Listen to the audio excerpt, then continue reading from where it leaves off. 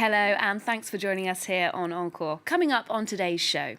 The retail temples of fashion are to be found just a few metres away near the Champs-Élysées, but the Palais Galliera is the true headquarters of Haute Couture here in Paris. The Fashion Museum's home to one of the most important archives in Europe, dazzling temporary exhibitions, and as of January, a new director's making her mark on the institution. Miren Arzalluz joins me in the studio to tell us more.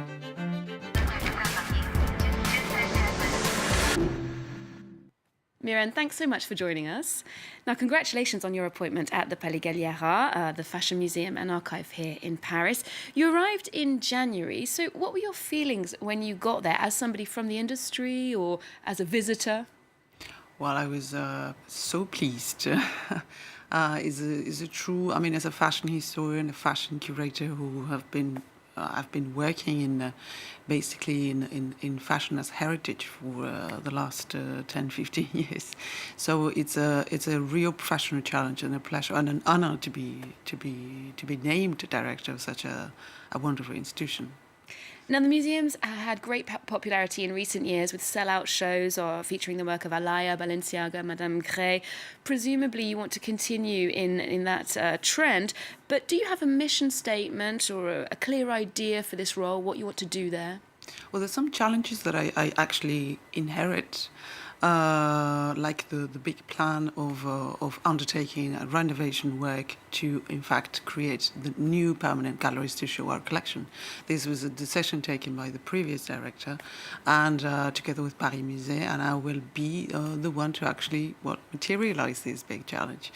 It is a big challenge also to continue the trend of the quality of the program of exhibitions undertaken in the last years.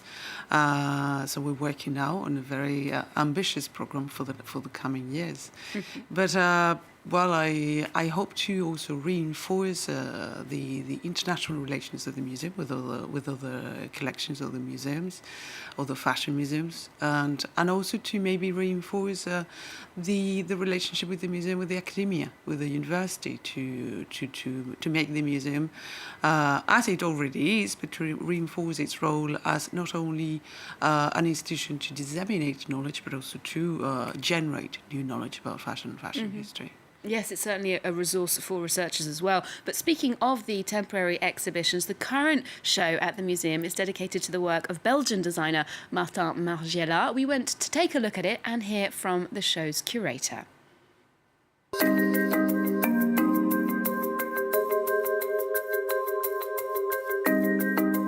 We organized this exhibition to explain the role of Margiela, who is the last designer who questioned the entire system of fashion.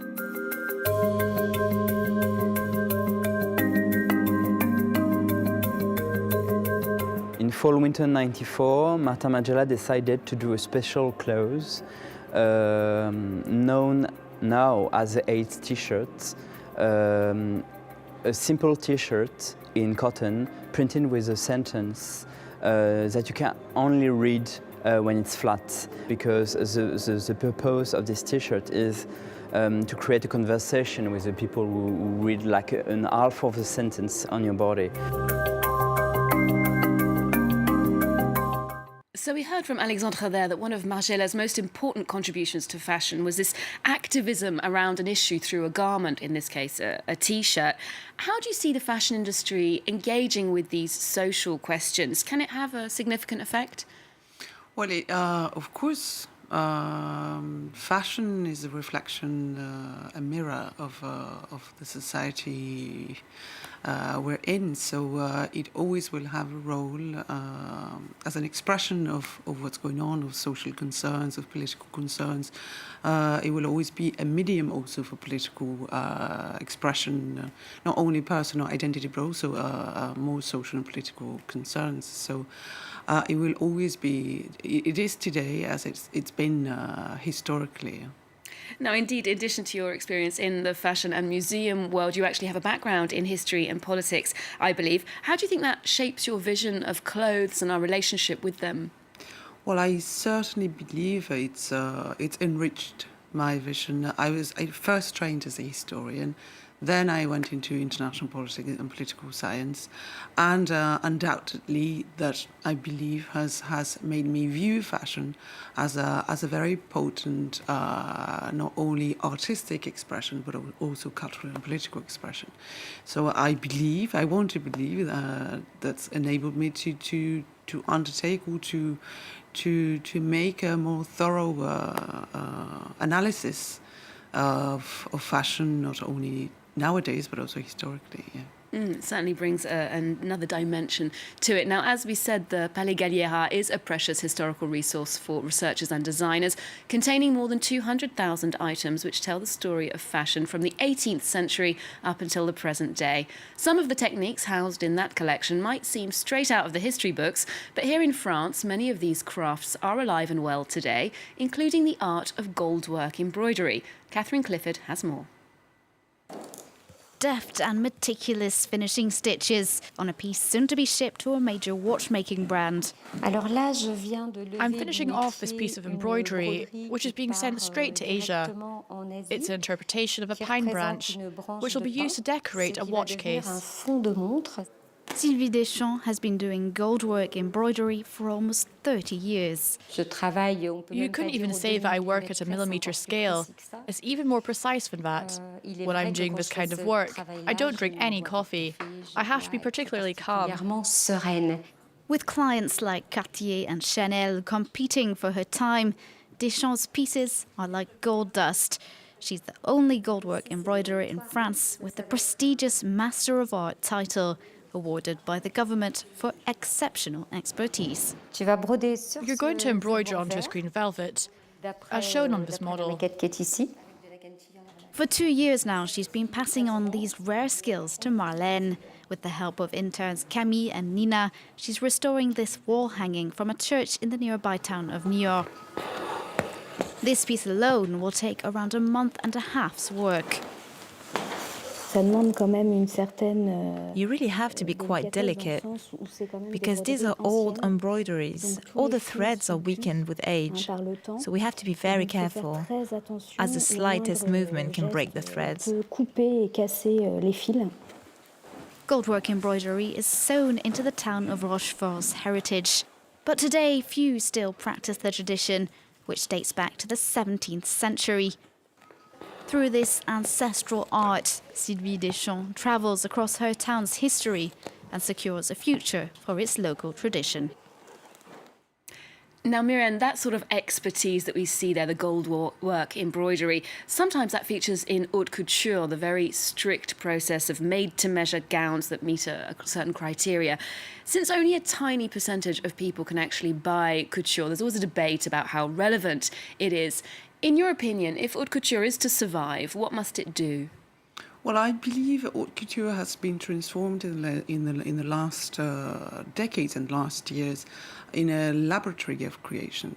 So I think is an essential part of fashion, not only in Paris but worldwide, because it has an international dimension, precisely to show the excellence, the quality, the creative dimension of a métier that goes back. I mean, haute couture was conceived and created in Paris, and I think precisely it is haute couture and all these métiers d'art that make Paris the international capital of fashion. Because I get this question many times: do you think that Paris is still the international capital of fashion? Well, I do believe, and I think that precisely haute couture and all that surrounds it, including all these métiers d'art historically going on in Paris, are an essential part of this reality. Okay. Now, you came to Galliera after heading up the Balenciaga Foundation. He was one of the 20th century's greatest couturiers, and he's often associated with Paris, where he set up his label in the 1930s. But in fact, he's from the Basque country in Spain, like yourself. Do you see that cultural identity in Balenciaga's creations? Culturally speaking, there are a lot of references, of course, aesthetic reference regarding colours of the Basque country, regarding shapes of the Basque country, regarding traditional dress of the Basque country. But I think is a conceptual trait. I think that I I feel I can identify in Balenciaga's work. It is the sobriety, it is the silhouette, it is the absence of unnecessary adornment. It is really, I believe, a mixture of French and Spanish, because we're a border culture. So it's a mixture of French and Spanish aesthetic and culture that can be what I can see in Balenciaga's work. And became iconic. Now, finally, when you're not busy at the Palais Galliera, you're a fan of visiting art exhibitions, museums. You've got a tip for us, a show at the Paris Picasso Museum that's on at the moment. Tell us more about that. Well, it is dedicated to Guernica, to the painting, the famous painting by Picasso, which was, as you all know, painted as a reaction of the bombing of Guernica by German forces in 1937.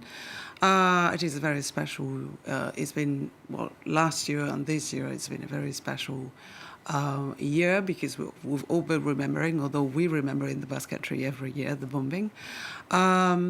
It is an excellent exhibition to precisely remind us of what happened, but also the process of the creation of the painting, and of the process of the painting having become a symbol of peace worldwide, internationally, and I think forever.